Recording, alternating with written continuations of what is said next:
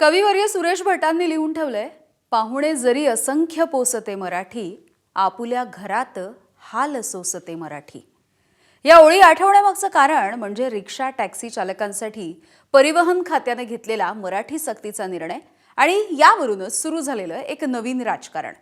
हा निर्णय घेतला परिवहन मंत्री प्रताप सरनाईक यांनी आणि याच निर्णयाला सर्वाधिक विरोध होतोय शिवसेनेचेच नेते संजय निरुपम यांच्याकडून। आणि संजय निरुपम यांचा सामना सुरू झालाय मनसेशी। त्यामुळे मराठीचे कोण वैरी आणि कोण कैवारी असा प्रश्न अवघ्या महाराष्ट्राला पडलाय। रिक्षा आणि टॅक्सी चालकांना मराठीचं व्यावहारिक ज्ञान अनिवार्य करण्यासाठी राज्याचे परिवहन मंत्री प्रताप सरनाईक यांनी टॉप गिअर टाकलाय। मात्र सरनाईकांच्याच पक्षाचे म्हणजे शिवसेनेचे नेते संजय निरुपम या निर्णयाला ब्रेक लावण्यासाठी रस्त्यावर उतरले। उत्तर भारतीय रिक्षा चालकांशी संवाद साधण्यासाठी संजय निरुपम मुंबईतल्या दहिसरमध्ये आले। आपके मन में जो डर है उसको निकाल दीजिए।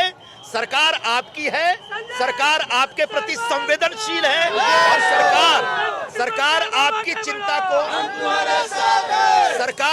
चिंता को दूर करेगी। दहिसरमध्ये निरुपमांचा सामना मराठी सक्तीची भूमिका घेणाऱ्या राज ठाकरेंच्या मनसेशी झाला। पोलिसांनी मनसे कार्यकर्त्यांना रोखण्याचा प्रयत्न केला, मात्र आक्रमक मनसे कार्यकर्त्यांनी निरुपम यांच्या गाडीवर दगड आणि बाटल्या फेकल्या। तसंच निरुपमांच्या कारची हवा देखील काढण्यात आली। याला जर निर्णयापासून प्रॉब्लेम आहे ना, सरकार तुमचं मंत्रिमंडळ तुमच्या वरती जाऊन बोल ना। आमच्या दहिसर विधानसभेत म्हणणं आहे की एक चान्स दिला पाहिजे। उत्तर 15 वर्षापेक्षा जास्त मराठी राहत नाही तर उत्तर भारतीय एवढे वर्ष त्यांना मराठी भाषा येऊ शकत नाही का? निरुपम विष कालवाला निरुपम आलाय, आमच्या विष कालवाला आलेला। अखेर मनसे कार्यकर्त्यांना पोलिसांनी ताब्यात घ्यायला सुरुवात केली।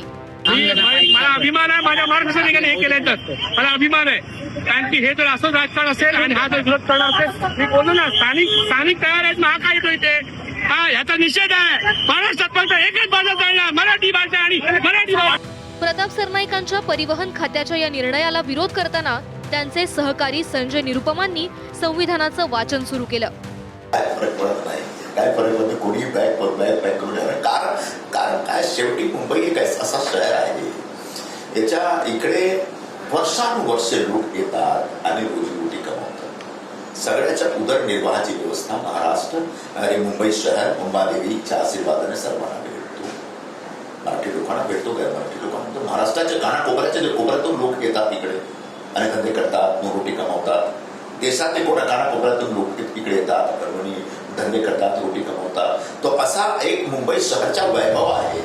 प्रस्तावित नियमातील बदलानुसार रिक्षा टॅक्सी चालक मराठीच्या चाचणीत अपयशी ठरले तर त्यांचा परवाना रद्द करू नका अशी मागणी निरुपम यांनी केली आहे। तसंच चालकांना मराठी शिकता यावी यासाठी सुविधा उपलब्ध करून देण्याचं आवाहन देखील त्यांनी केलंय।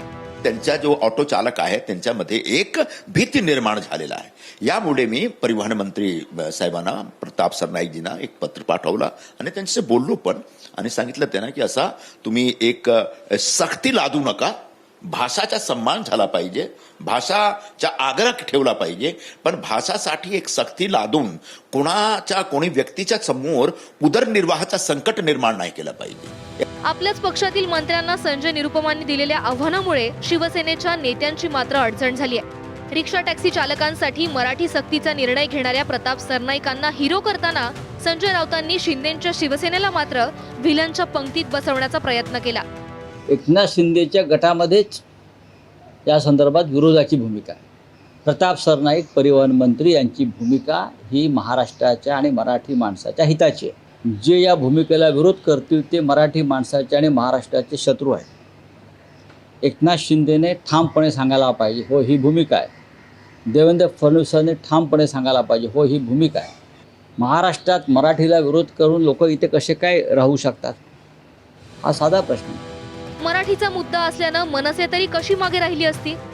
मराठी सक्तीच्या निर्णयाचा विरोध करणाऱ्या निरुपमांना विरोध करण्यासाठी मनसे नेते मनीष धुरी अनेक उत्तर भारतीय रिक्षा चालकांसह रस्त्यावर उतरले।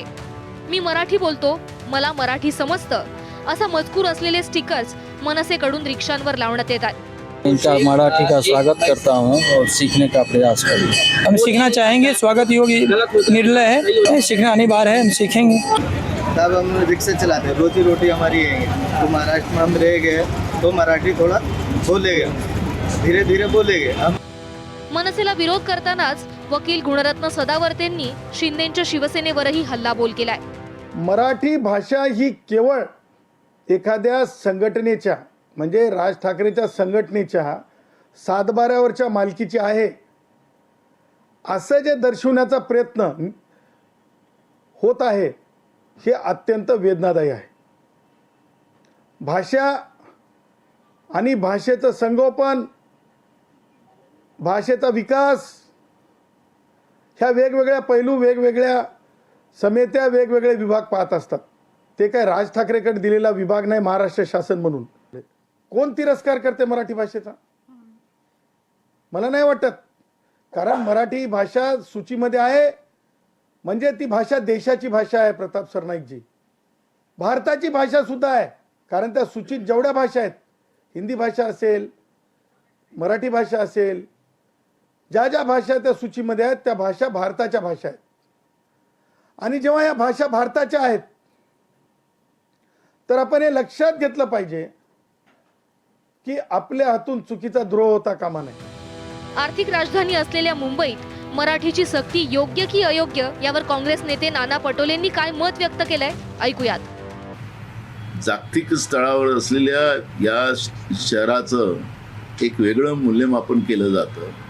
देशाची आर्थिक राजधानी आहे अशा मुंबईमध्ये धर्म आणि भाषेच्या आधारावर लोकांमध्ये विभाजन करण्याचं काम करत असेल तर त्याच्यामध्ये मोठं नुकसान हे मुंबईचं नाही तर संपूर्ण महाराष्ट्राचं नव्हे तर देशाचं नुकसान त्या ठिकाणी होणार आहे। सगळ्या धर्माचं, जातीचं आणि भाषेचा सन्मान हे छत्रपती शिवाजी महाराजांनी आम्हाला शिकवलेलं आहे आणि त्या छत्रपती शिवाजी महाराजाच्या महाराष्ट्रामध्ये या पद्धतीचं द्वेष निर्माण करण्याचं पाप हे सरकार करत असेल तर यांना कोणी माफ करणार?